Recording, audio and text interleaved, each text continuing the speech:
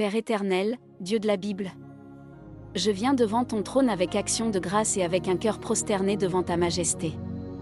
Tu es le Dieu d'Abraham, d'Isaac et de Jacob. Tu es l'alpha et l'oméga, le commencement et la fin. Avant que les montagnes soient nées, tu étais Dieu, et après les siècles, tu restes le même. Bénis l'Éternel, mon âme. Que tout ce qui est en moi bénisse son saint nom. Psaume 103 verset 1.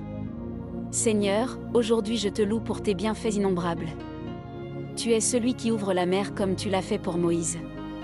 Tu es celui qui renverse les géants devant tes enfants comme au temps de David face à Goliath. Tu es celui qui fait tomber le feu du ciel comme au jour d'Élie sur le mont Carmel. Tu es celui qui ferme la gueule des lions pour tes serviteurs comme pour Daniel. Tu es le Dieu qui ressuscite les destinées mortes comme tu as rappelé Lazare hors du tombeau. Éternel des armées, je déclare que ton nom est élevé au-dessus de toute domination, de toute puissance, de toute malédiction, de toute oppression et de toute œuvre des ténèbres.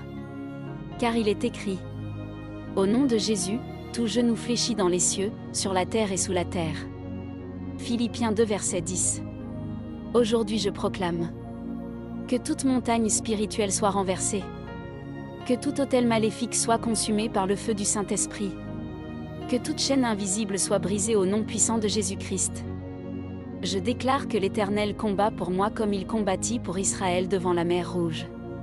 Aucune arme forgée contre moi ne prospérera, car tu es mon bouclier, ma forteresse et mon rocher. L'Éternel combattra pour vous, et vous, gardez le silence. Exode 14 verset 14. Père glorieux, je te bénis pour chaque porte ouverte, pour chaque délivrance invisible, pour chaque combat gagné sans même que je le sache. Merci pour la grâce qui m'a gardé dans les vallées obscures. Merci pour ta main qui m'a soutenu lorsque mes forces m'abandonnaient. Merci parce que ton amour est meilleur que la vie. Comme Josué, je déclare que moi et ma maison serviront l'Éternel. Comme Esther, je marcherai dans la faveur royale. Comme Joseph, je sortirai de la prison pour entrer dans ma destinée. Comme Déborah, je me lèverai avec autorité et sagesse. Comme Pierre, je marcherai au-dessus des eaux de la peur. Comme Paul de Tarse, aucun combat ne pourra arrêter l'œuvre de Dieu dans ma vie. Seigneur, que ton feu descende. Que ton onction déborde. Que ta présence envahisse chaque lieu où cette prière sera proclamée.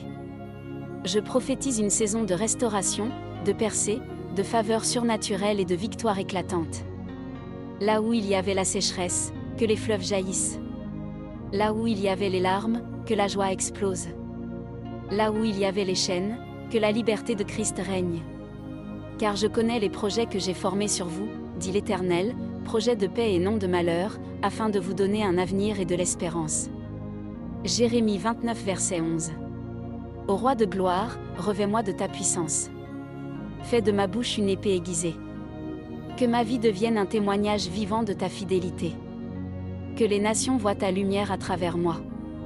Je rejette toute peur, toute confusion, toute stagnation et toute attaque spirituelle. Je me tiens sous le sang victorieux de l'agneau. Je déclare prophétiquement.